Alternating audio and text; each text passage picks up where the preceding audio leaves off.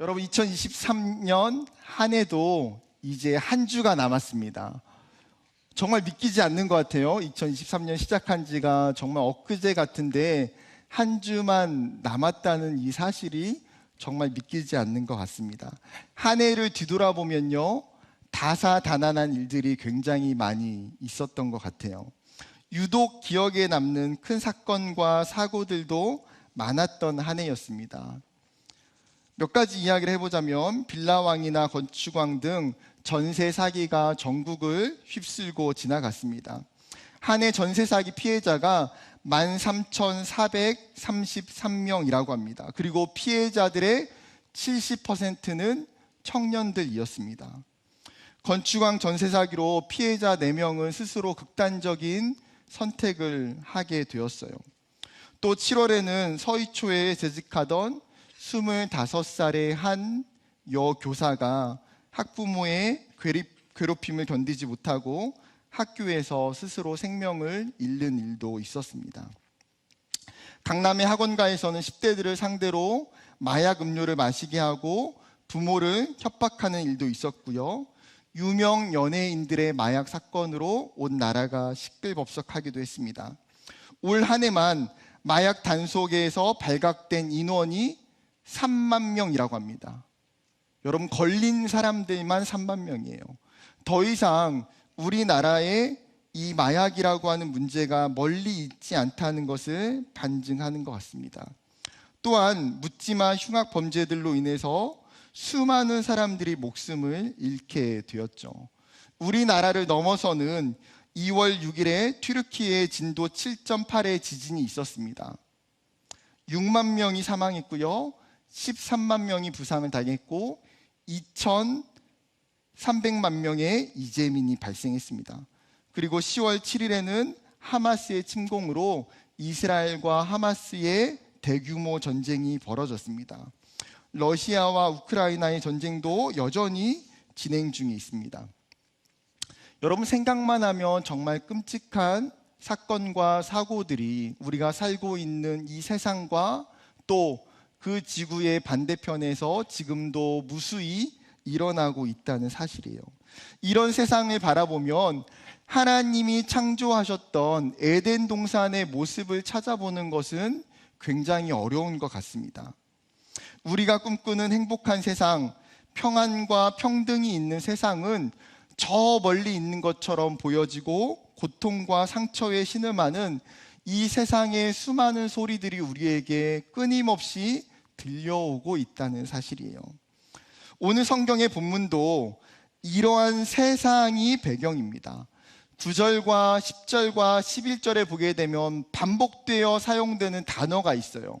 세상이라고 하는 단어입니다. 이 세상이라고 하는 단어의 헬라어는 코스모스라는 단어인데, 이 헬라에서 이 코스모스라고 하는 이 단어의 주된 의미는 우주를 뜻하는 단어예요. 그런데 요한복음에서는 이 코스모스라고 하는 세상이라는 단어를 굉장히 많이 사용해요.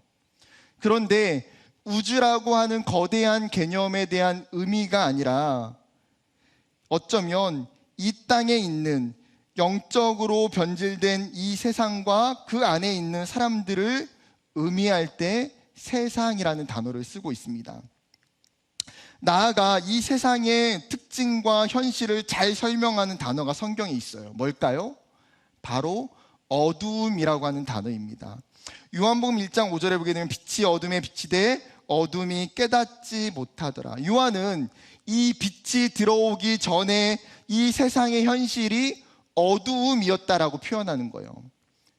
그것은 에베소서 5장 8절도 동일합니다. 너희가 전에는 어두움이었더니. 여러분, 이 땅을 살고 있는 사람들을 묘사하면서 그들의 상태를 뭐라고 표현하고 있어요? 너희가 전에는 어두움이었다. 여러분과 우리의 삶이, 저의 삶이 어두움이었다고 성경은 우리에게 이야기하고 있어요. 여러분, 그렇다면 성경이 이 세상을 향해서 이야기하고 있는 이 어두움이라고 하는 단어와 표현이 여러분 긍정적인 표현일까요? 부정적인 표현일까요? 옆에 있는 친구에게 이렇게 이야기하는 거예요. 너를 알면 알수록 사람이 참 어두운 것 같아. 칭찬인가요? 욕인가요? 욕이죠. 또는 여러분 정말 가까운 친구나 여자친구, 남자친구에게 너의 인생에 어둠이 가득했으면 좋겠어. 여러분, 축복인가요? 저주인가요? 저주죠. 여러분, 성경에 보면 이 어둠이라고 하는 단어가 비유적으로 굉장히 많이 쓰이고 있어요. 그런데 이 비유적으로 어둠이라는 단어가 쓸 때의 의미는 무지나 어리석음, 거짓말, 죽음, 정직한 길을 떠나서 잘못된 길을 걸어갈 때 고통의 시간과 같은 의미로 사용돼요. 신약에 가서는 어둠의 권세나 사단의 세력이나 악한 영들과 불법과 같은 뜻으로도 이 어두움이라고 하는 단어가 비유적으로 사용되고 있어요. 즉 어둠은요, 죄와 긴밀하게 연관되어져 있는 상태이자 우리의 무너져버린 삶을 표현할 때에 보통 어두움이라고 말합니다. 그렇다면 다시 돌아와서 이 세상을 어두움이라고 말할 수밖에 없는 이유가 뭐냐는 거예요. 여러분, 세상이 하나님이 창조하셨던 그 아름다운 세상이 어느 순간에 무엇 때문에 왜 어두움이 되었냐는 거죠. 이 세상이 어둠이 되어진 것은 크게 세 가지의 대표적인 이유가 있습니다. 첫 번째는 하나님을 알지 못하는 영적인 무지 때문이에요. 로마서 1장 21절은 하나님을 알되 하나님을 영화롭게도 아니하며 감사하지도 아니하고 오히려 그 생각이 허망하여지며 미련한 마음이 어두워졌나니.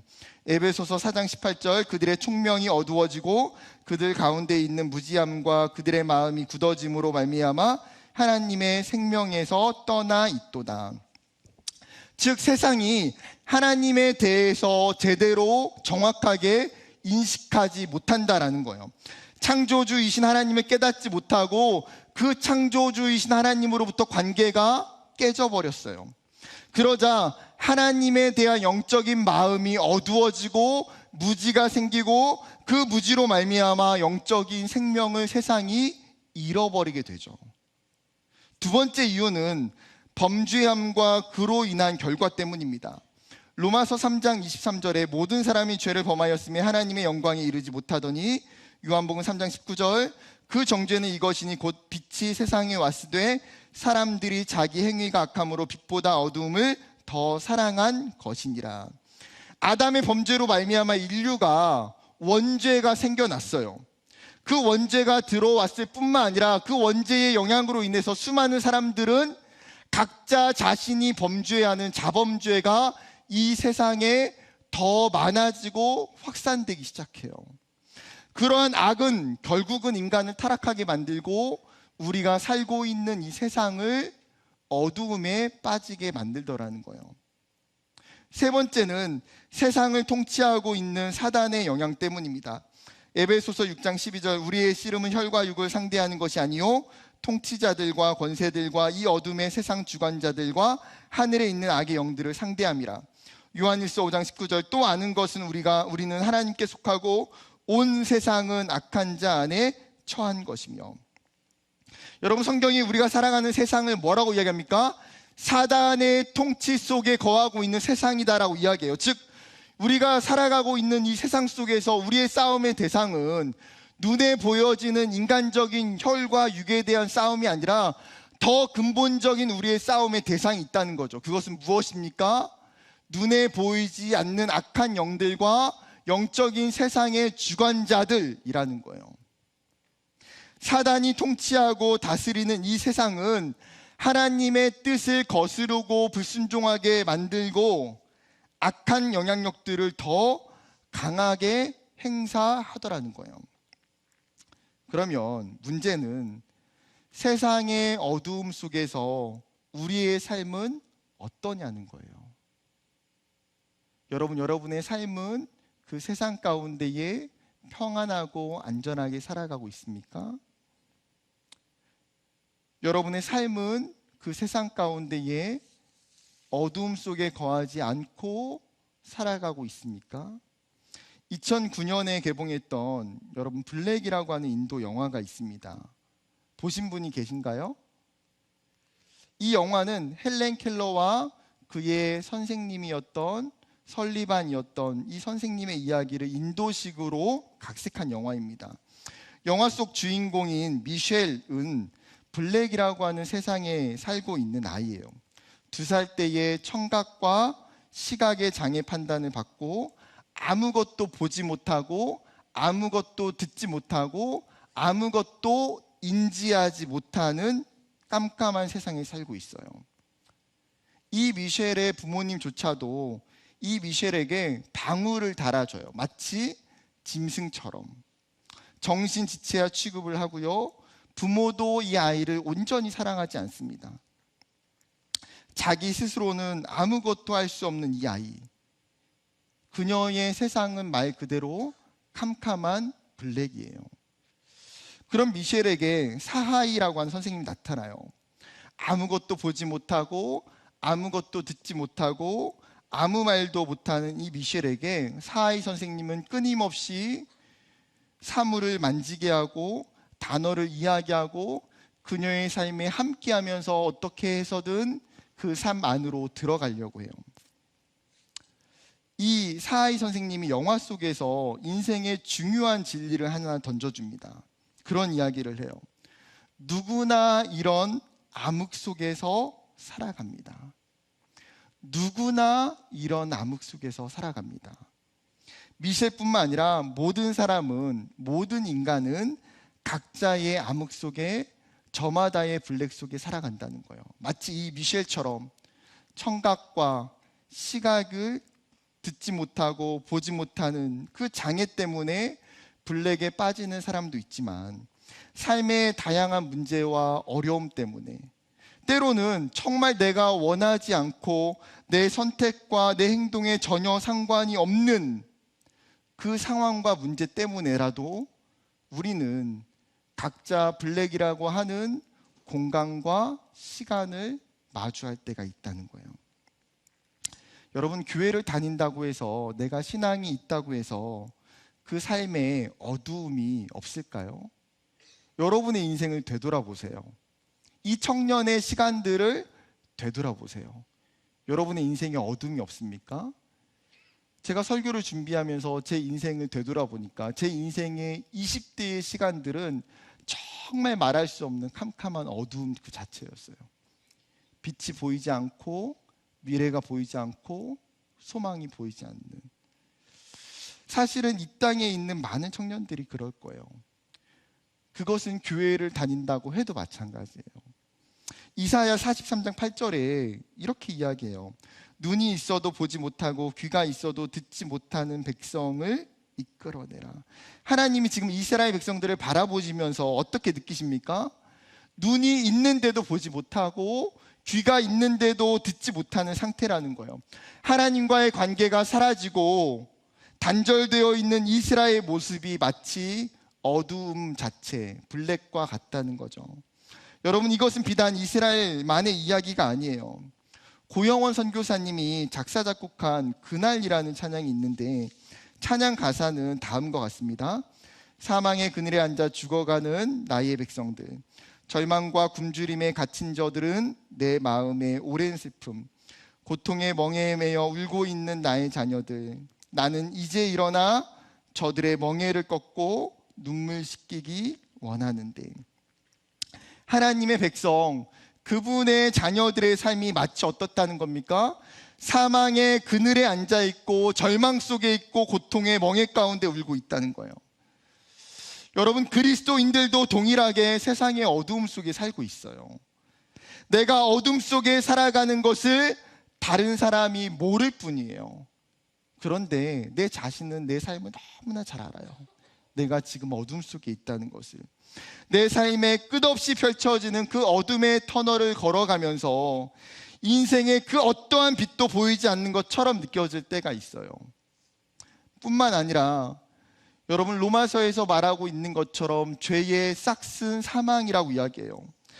우리는 죄로 인해서 죽을 수밖에 없는, 사실 우리의 존재는 영원한 사망에 놓여져 있는 사람들이에요. 여러분, 이것은 부정할 수 없는 우리의 현실이죠. 그렇다면 내 삶이 계속해서 그 어둠 속에 살아가는 것이 당연한 순리일까요? 그것이 우리가 맞이해야 되는 길입니까? 아니요. 비록 내 삶에 내가 살아가는 이 세상 속에 어두움이 있다고 할지라도 그 어두움을 벗어날 수 있다는 거예요. 그것은 어두움과 정반대의 성질이 되는 존재를 만나는 것이에요. 여러분, 햇살이 하나도 들어오지 않는 그 캄캄한 방에 가거나 지하 깊은 곳에 들어가게 되면 아무것도 보이지 않잖아요. 내 앞에 지금 뭐가 있는지 보이지 않아서 어떤 물체에 걸려서 넘어질 수도 있어요. 여러분, 그럴 때 가장 먼저 해야 되는 일이 무엇입니까? 스위치를 찾는 거예요. 그리고 그 스위치를 켜서 그 어두운 방에 빛이 들어오게 하는 것. 그러면 한순간에 그 어두움이 환해지기 시작해요. 인도네시아 단기 선교 가게 되면 산지족 마을에 올라가서 사역을 하게 돼요. 굉장히 높은 고산지대에 있는 정말 산지 마을과 교회가 그곳에 있어요. 너무나 다행인 것은 그 꼭대기까지 길이 놓여서 차를 타고 간다는 거예요. 차가 못 들어가면 안 가고 싶은 곳이에요. 차가 가니까 가는 거죠. 진짜 너무너무 높은 산 꼭대기 마을이 굉장히 크게 있어요. 하루 종일 사역을 마치고 저녁에 기도회가 끝나고 나면요, 산 높이 있기 때문에 해가 굉장히 일찍 져요. 기도회까지 다 마치고 나서 그 캄캄한 밤에 청년들과 함께 밤하늘에 있는 별을 보려고 항상 나옵니다. 한참을 걸어서 선교사님의 안내에 따라서 산 가장 높이 환하게 트여져 있는 곳에, 산 저 밑에가 내려다 보이는 곳에 가게 됐어요. 뭐 불빛도 없고 집집마다 불은 다 꺼져 있고 뭐 전등도 없으니까 얼마나 칠흑 같은 어둠인지 몰라요. 그러다 보니까 하늘의 별이요, 쏟아질 듯이 굉장히 많아요. 너무너무 아름다워요. 그렇게 청년들과 사진도 찍고 막 별도 보고, 막 청년들은 안 간다고 막 다 누워 있어요. 집에 가서 자야 된다. 막 나는 빨리 가고 싶은데 그냥 막 옷 입은 채로 막 다 누워서 그냥 밤하늘에 계속 언제 가지, 나는 얘는 계속 별만 보고 있고, 그렇게 한참을 있다가 다시 돌아가요. 길이 보이지가 않거든요. 칠흑 같은 어두움에. 그 길을 밝힐 수 있는 것은 핸드폰에 있는 손전등을 켜는 거예요. 그러면 길이 보이기 시작해요. 여러분, 이것이 어쩌면 아주 당연하고 단순한 원리인 것 같아요. 어둠을 이길 수 있는 것은 빛밖에 없죠. 에베소서 5장 13절에도 어둠의 세상을 대항하는 존재에 대해서 이렇게 설명합니다. 쉬운 성경이에요.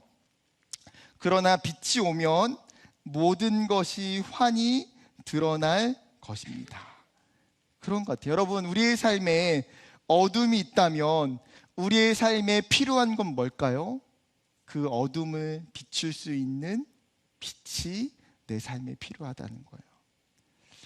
하나님은 우리에게 수많은 빛을 보내주셨어요. 하나님의 진리를 선포하고 하나님을 드러내도록 수많은 선지자들을 통해서 이 땅에 하나님의 말씀과 하나님의 복음을 전하게 하셨어요. 그러나 사람들이 그 하나님이 보낸 빛을 보고도 반응하지 않고 어둠 속에서 돌이키지 않고 계속해서 세상이 더 어둠 속으로 가는 거예요. 세상이 더욱 죄악으로 어두워져 가고 무너져 갈 때에 하나님은 그 세상을 향하여 참 빛을 보내주시기로 작정하세요. 9절에, 오늘 본문의 9절에 보게 되면 참이라고 하는 이 헬라어 단어 알레디노는 완전하고 진짜 믿을 만한 순수한이라는 뜻으로 진리와 깊은 연관성을 가지고 있는 단어예요. 즉 완전한 진리가 되는 빛을 보내시겠다는 거예요. 여러분, 마치 우리가 살고 있는 이 우주에는 빛을 가지고 있는 발광체인 태양이 있어요. 그리고 그 빛을 받아서 반사를 하고 반사를 시키는 반사체인 달이 있죠. 하나님을 드러내는 수많은 반사체로는 도저히 세상이 어두움 속에서 돌이키지 않자 하나님은 빛이신 태양 그 자체를 이 땅에 보내주시기로 작정하신 거예요. 여러분, 그렇다면 무엇이 어두움을 물리치는 진짜 참빛일까요? 요한복음 1장 9절 말씀을 다 같이 함께 읽어보겠습니다. 시작.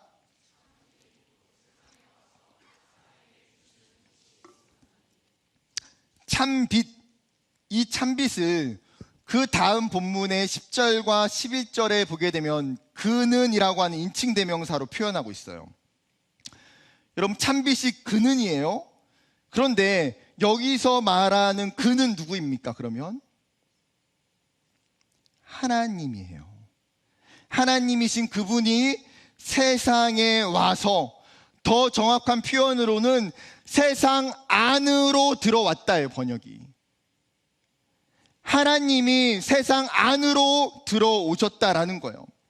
이것을 다시 한번 오늘 본문은 14절에 이렇게 표현하고 있어요.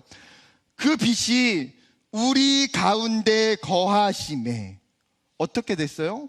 하나님이 세상 안에 들어왔을 뿐만 아니라 그 하나님이 우리 안에 거하시고 계신다는 거예요. 이 거한다라고 하는 헬라어 단어는 장막을 치다, 텐트를 치다라는 의미를 가진 단어예요. 즉, 하나님이 인간의 삶의 자리로 장막을 치기 위해 내려오셨다는 거예요. 여러분, 하나님이 이 땅에 내려오시는 방법은 무엇입니까? 인간과 똑같은 육체를 입으셔야만 내려올 수 있어요. 우리와 동일한 그 육체를 가지시고 하나님이 성육신하셔서 세상 안으로 들어오시고 세상 안에서 함께 거하시고 계신다라는 거예요. 여러분, 이 성탄절은 이 참빛으로 오신 그 예수님, 그 아기 예수님으로 오신 그분을 우리가 기억하고 기념하는 날이에요. 비록 세상은 이 성탄절을 보내면서 자신들의 축제로, 자신들을 위한 날로 사용할지 모르겠지만 예수 그리스도를 믿는 우리에게 이 날은 어떤 날입니까? 우리의 어둠 속에 빛으로 오신 그 예수님을 생각하는 날이에요. 내 삶에 빛으로 오신 분이 있다. 그리고 그분이 내 삶의 예수님이시다. 그분을 기억하고 그분의 오심을 감사하고 기뻐하는 거예요. 그렇다면 중요한 질문은 무엇입니까? 이 참빛이신 예수님이 왜 이 땅에 오셨냐라는 거예요. 요한복음 8장 12절의 말씀을 같이 읽어보겠습니다. 시작. 예수께서 또 말씀하여 이르시되 나는 세상의 빛이니 나를 따르는 자는 어둠에 다니지 아니하고 생명의 빛을 얻으리라. 예수님이 자신을 설명하면서 뭐라고 말씀하세요? 나는 세상의 빛이라. 내가 이 땅에 온 이유는 우리로 하여금 어두움에 다니지 아니하고 생명의 빛을 주시기 위함이라고 말씀하세요. 죄인인 우리가 어둠 속에서 죄로 인해 죽을 수밖에 없어요. 여러분, 우리는 생명을 만들어낼 능력이 우리에겐 없어요. 그런 우리를 위해서, 생명을 주시기 위해서, 어둠을 물리치고 빛을 주시기 위해서 예수님이 이 땅에 오셨다는 거예요. 그럼에도 불구하고 여전히 이 세상의 수많은 사람들은 그 빛으로 오신 예수님을 거절하고 거부해요. 이 빛을 멀리하고자 해요. 빛이 왔음에도 불구하고 이스라엘이 이 빛을 거부하고 그를 영접하지 않고 오히려 예수님을 조롱하고 그분을 어떻게 했습니까? 십자가에 달려 죽게 만들었어요. 이 빛이 주는 진리와 이 빛이 주는 결과를 전혀 알지 못해요.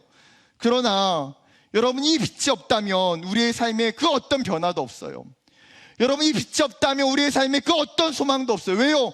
우리는 죽을 수밖에 없는 존재이기 때문에, 우리는 일평생 끝까지 어둠 속에 살아갈 수밖에 없기 때문에, 우리가 아무리 선을 행하고 아무리 발버둥 쳐도 우리의 삶은 여전히 어두움 속에 있을 수밖에 없어요.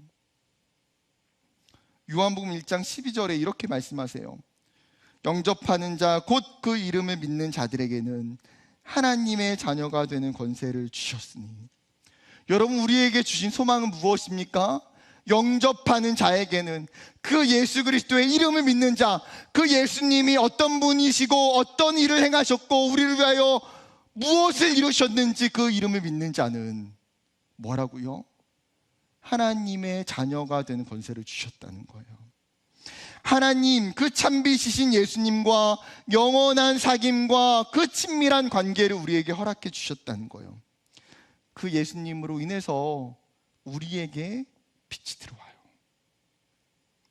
그 어둠의 세상 속에서 우리의 문제를 해결할 수 있는 분은 오직 예수님뿐이에요. 요한복음 12장 46절에도 이렇게 이야기해요. 나는 빛으로 세상에 왔나니 무릇 나를 믿는 자로 어둠에 거하지 않게 하려 함이로라. 세상에 빛으로 오신 그 예수님을 만나게 되면 어둠에 거했던 우리의 삶이 뒤집어지게 돼요. 여러분, 사도 바울이 다메섹으로 가는 그 가운데에 그 빛을 만나고 그 예수를 경험하고 나서 그의 인생이 180도 달라져요. 예수 믿는 자들을 잡아다가 핍박하고 죽였던 그의 인생이 예수를 증거하고 복음을 전하고 교회를 세우는 삶으로 변화돼요. 여리고 성에서 로마의 앞잡이가 되어서 그 이스라엘 백성들의 세금을 착취했던 그 삭개오가 자신의 삶의 빛으로 오신 그 예수님을 경험하고 나서 그의 인생이 완전히 달라져요. 갈릴리 호숫가에서 어부로 그냥 물고기를 잡았던 베드로가 예수님을 만나자 그의 인생이 물고기를 잡는 것이 아니라 사람을 낚는 인생으로 완전히 변화되어져요. 여러분, 성경에 있는 수많은 사람들이 변화되고 있는 그 이유가 무엇입니까? 그의 인생에 예수를 만났기 때문에, 그의 인생에 하나님을 경험했기 때문에, 그의 인생에 빛이 들어왔기 때문이에요. 여러분, 교회에 있는 수많은 믿음의 선배들과 집사님, 권사님, 장로님들께 찾아가서 물어보세요. 장로님, 어떻게 그렇게 변하셨습니까? 권사님, 어떻게 그런 삶을 살 수 있습니까?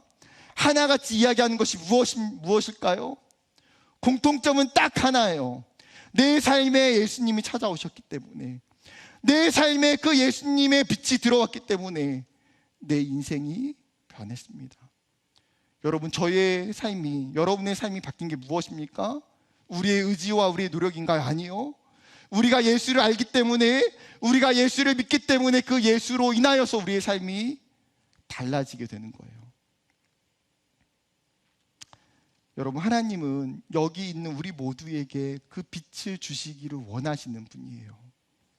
그래서 오늘 본문에도 9절에 뭐라고 표현합니까? 각 사람에게 비추는 빛이에요. 그냥 하나님이 아무나에게 이 빛을 주시는 게 아니라 그 하나님이 여러분 한 사람 한 사람들을 향하여 여러분을 위한 계획과 그 여러분의 삶의 분명한 타이밍 가운데에 하나님의 부르심으로 그 빛을 허락해 주세요. 각 사람에게 비추는 빛으로 여러분의 인생에 그 하나님의 계획 속에 있는 그 빛을 경험하기를 원해요. 말씀을 맺으려고 합니다. 영화 블랙에서 어둠 속에 있는 미셸에게 사이 선생님이 하는 이야기가 있어요. 이젠 어둠에서 나와 빛 속으로 와. 이젠 어둠에서 나와 빛 속으로 와. 더 이상 너의 어둠 속에 머물러 있지 말라는 거예요.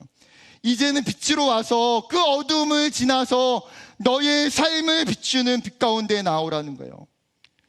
여러분, 어둠의 시간들을 보내고 있는 우리의 인생 가운데에 하나님이 우리에게 말씀하고 싶으신 것이 이거다니까요. 너의 어둠 가운데에 내가 빛으로 왔으니 그 빛을 영접하고 그 빛을 경험하고 너가 더 이상 어둠 가운데 거하는 것이 아니라 빛 속으로 나와라. 너의 삶을 환하게 비추는 그 빛으로 나와라. 사랑하는 여러분, 우리의 삶이 순간순간 어둠 속에 있어요. 순간순간 그 깊은 어둠 속에 있어요. 그럴 때마다 우리가 기도하며 그 예수님을 바라보기 원해요. 우리의 삶의 빛으로 오신 그 예수님, 그리고 그 빛 대신 예수님과 동행하고 그 예수님으로 말미암아 우리의 삶이 이 세상 가운데에 빛을 비출 수 있는 저와 여러분이 되기를 주님의 이름으로 축복합니다.